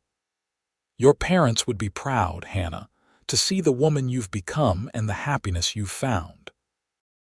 The next 2 weeks passed in a whirlwind of activity. News of the engagement spread through Lusk with typical frontier efficiency, resulting in a stream of well-wishers and unsolicited advice from seemingly every resident within a 20-mile radius. Hannah divided her time between the mercantile, wedding preparations, and occasional supervised visits to the Miller property, where Zach worked from dawn until dusk to make the cabin habitable. Each visit revealed new improvements: glass in the windows, smoothed and whitewashed walls, a proper cookstove installed in the kitchen area. The community, true to Thomas's prediction, embraced the upcoming wedding with collective enthusiasm. Women appeared at the mercantile bearing gifts of quilts, preserves, and kitchen implements. Men stopped by with offers to help Zach with the heavier work at the cabin, resulting in a Saturday raising where a dozen neighbors assembled to build a proper barn and expand the corrals. "I've never seen anything like it," Hannah remarked to Margaret after yet another customer had departed, leaving a handmade tablecloth as a wedding gift. In Chicago, engagements were more formal affairs, with prescribed rituals and expectations. Here, it feels like the entire town has adopted us. "That's the way of things in places like Lusk," Margaret explained. "When communities are small and isolated, they celebrate additions fiercely and guard against losses. Your marriage represents continuity, the promise that another generation will carry on the work of building this place." This perspective gave Hannah a deeper appreciation for the community's involvement. Far from feeling overwhelmed by the attention, she began to recognize it as a form of embrace Wyoming's way of claiming her as one of its own. Zach, for his part, approached their engagement with the same methodical care he brought to his horse breeding plans. Each improvement to the cabin was undertaken with Hannah's comfort in mind, each decision about their future discussed thoroughly between them. He visited the mercantile daily, ostensibly for supplies but primarily to spend time with Hannah, their growing attachment obvious to all who observed them. As the agreed-upon 2 weeks neared their end, Zach invited Hannah, Thomas, and Margaret to Sunday dinner at the cabin, the first meal to be served in what would soon be Hannah and Zach's home. With Thomas's permission and Margaret's enthusiastic support, Hannah spent the morning preparing dishes to contribute to the meal, her heart light with anticipation. The ride to the property revealed dramatic changes since her last visit. A neat fence surrounded a yard where flowers had been planted, smoke curled invitingly from the chimney, and the newly constructed barn stood solid and weatherproof beside expanded corrals. The cabin itself had been transformed with a fresh coat of whitewash, a covered porch extending across the front, and curtains visible at the sparkling windows. Zach met them at the gate, his face alight with pride and nervous anticipation. "Welcome," he greeted, helping each from their conveyances. "I hope you'll find everything satisfactory. It's remarkable what you've accomplished," Thomas observed approvingly as they approached the cabin. A proper homestead now, not just a bachelor's shelter. Inside, the transformation was even more dramatic. The main room was clean and welcoming, with a polished wood floor partially covered by colorful rugs. Simple but well-made furniture created comfortable seating areas, and the kitchen portion boasted new shelving, a work table, and the promised cookstove, already radiating warmth. "Zach, it's wonderful," Hannah breathed, turning slowly to take in every detail. "I can't believe how much you've done in such a short time." "I had help," Zach admitted modestly. Half the men in Lusk contributed to the barn raising, and several of their wives offered advice on making the house more comfortable for a lady. "Good neighbors are a blessing beyond price," Margaret observed, examining the kitchen with obvious approval. "You've chosen well, both in property and in community, Mr. Calloway." Dinner was served at a table Zach had crafted himself from local pine, a simple but beautiful piece that dominated the dining area. The meal combined Hannah's prepared dishes with game Zach had hunted and vegetables from his newly planted garden, creating a symbolic joining of their contributions. Throughout the meal, Hannah found herself imagining countless future gatherings around this table: family meals, holiday celebrations, children's birthdays. The vision was so vivid, so right, that it brought unexpected tears to her eyes. "Hannah," Zach noticed immediately, his expression concerned. "Is something wrong?" She shook her head, smiling through the moisture. "Nothing at all, I'm just happy. This place already feels like home." Zach's answering smile was worth every mile she'd traveled from Chicago, every uncertainty she'd faced in coming to Wyoming.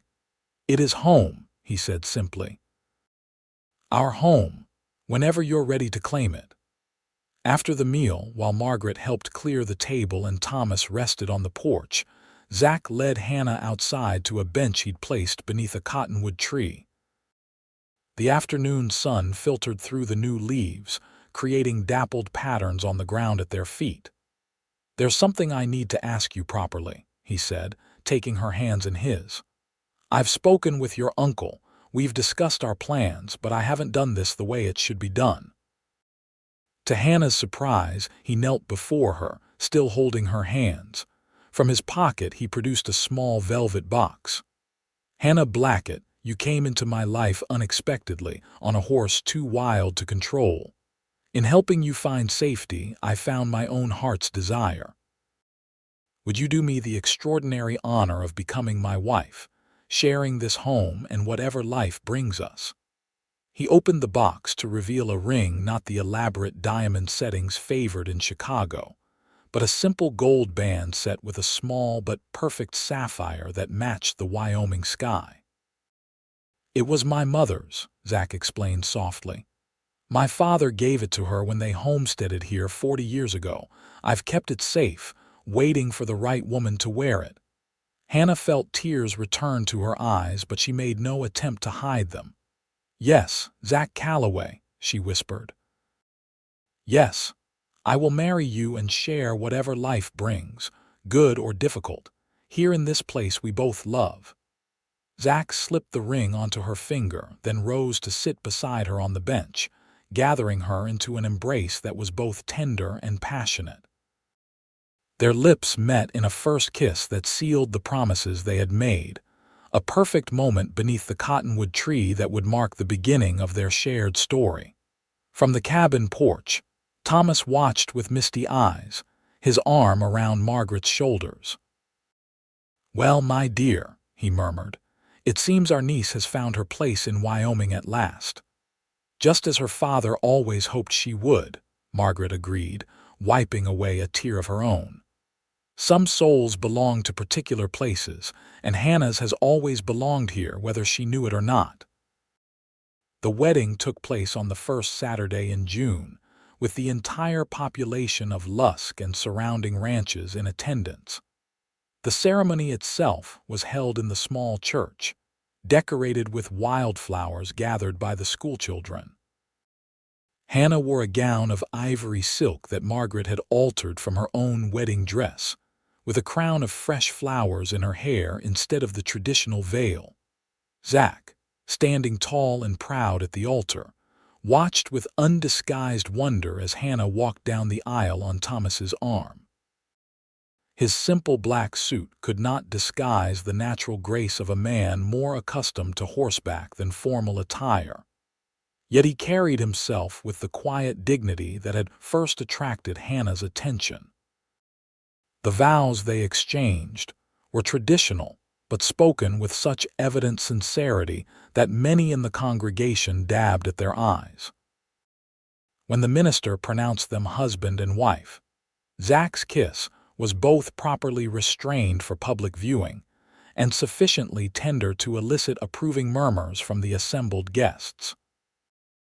The celebration afterward spilled from the church hall into the street, with tables of food prepared by every woman in town, music provided by local fiddlers, and enough goodwill to illuminate Lusk more brightly than the kerosene lanterns strung between buildings.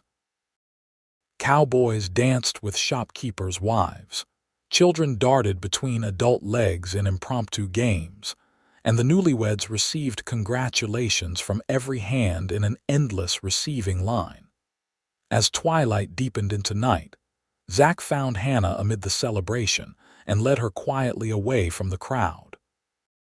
They slipped into the mercantile's back room, where her traveling bag waited for the journey to their new home.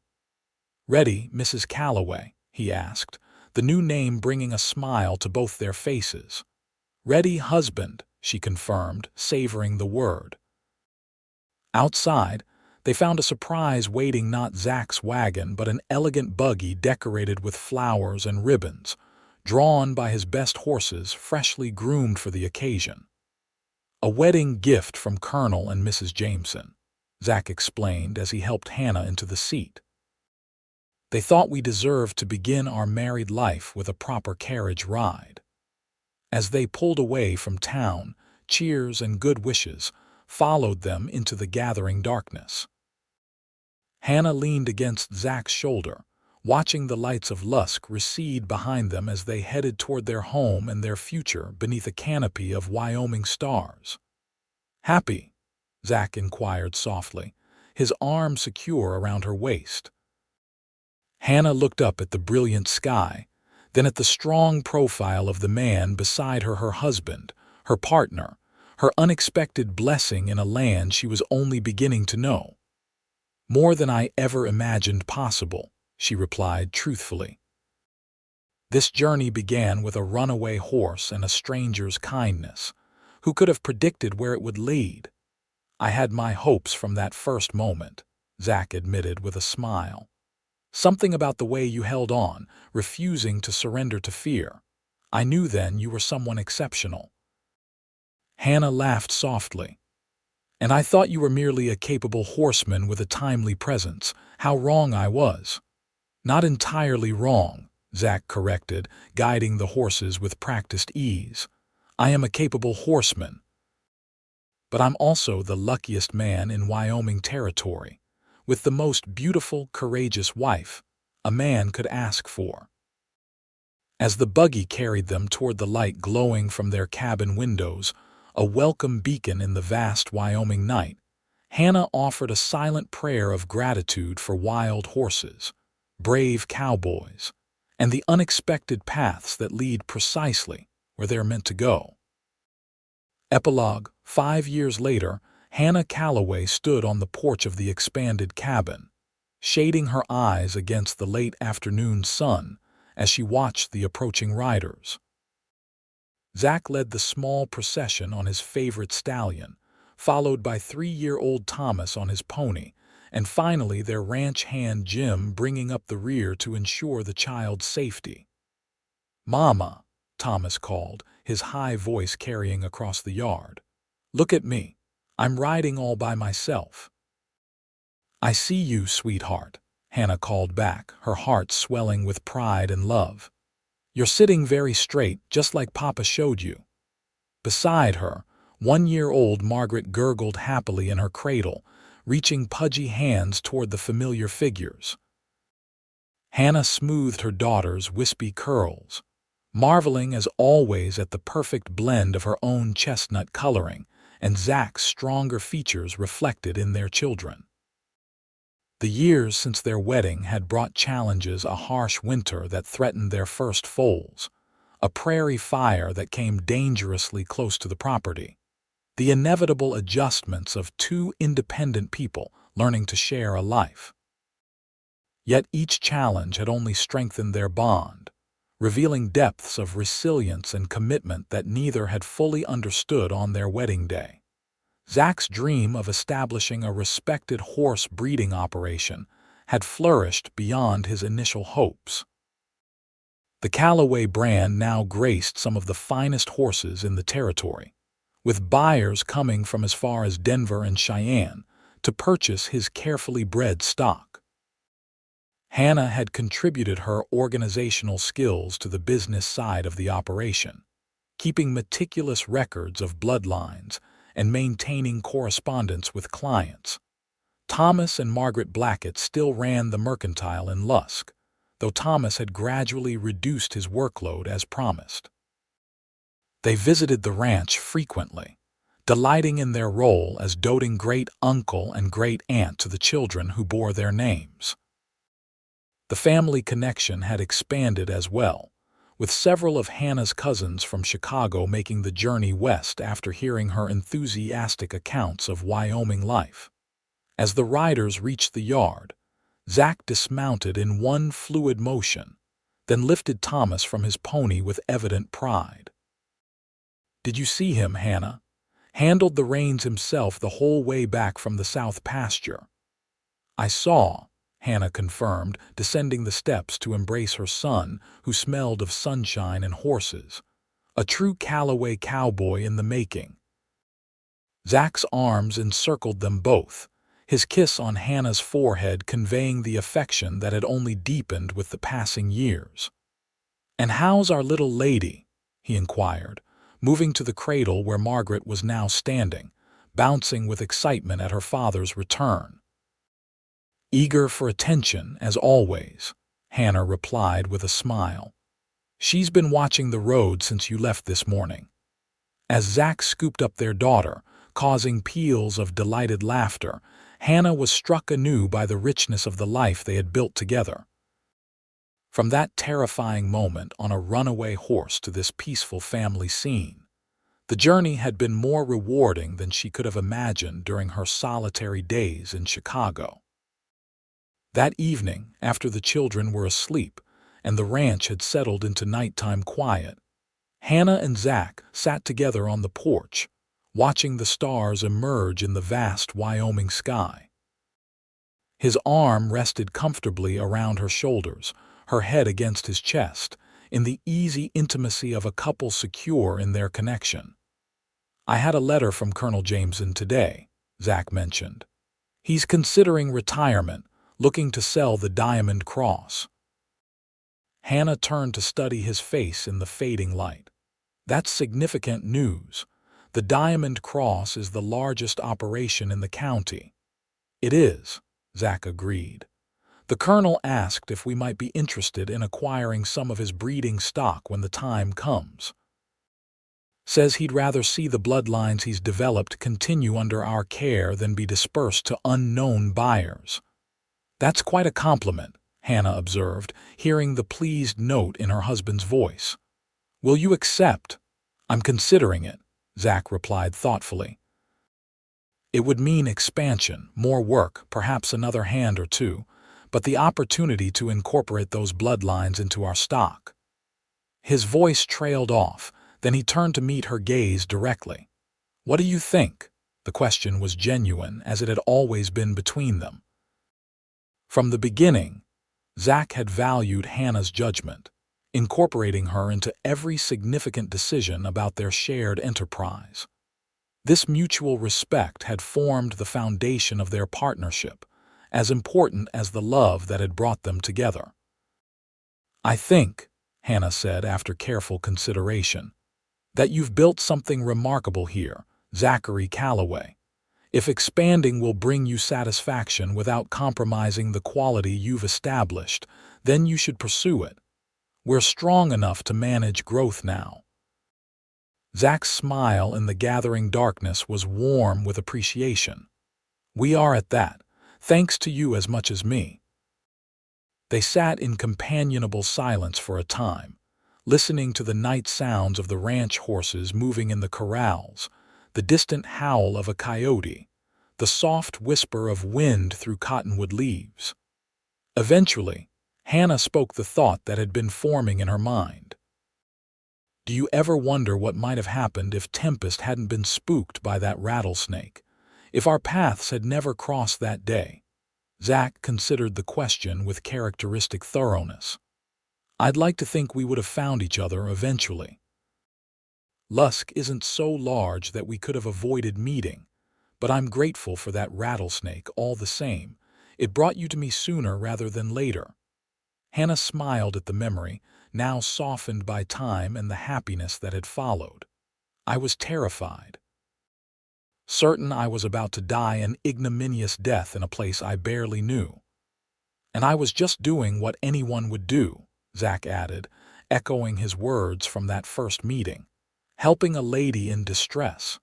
"You've been helping me ever since," Hannah observed softly. "Though I like to think I've returned the favor now and then." Zach's arm tightened around her shoulders. "More than now and then, Hannah Calloway. You gave me a family, a purpose beyond myself, a partner in everything that matters. That wild ride brought me far more than I could have dreamed." As they rose to enter the house they had built together, Hannah paused for one last look at the star-filled sky her father had loved so deeply. Somewhere among those distant lights, she liked to think he was watching, pleased to see his daughter had found her way home to the land that had always been in her blood.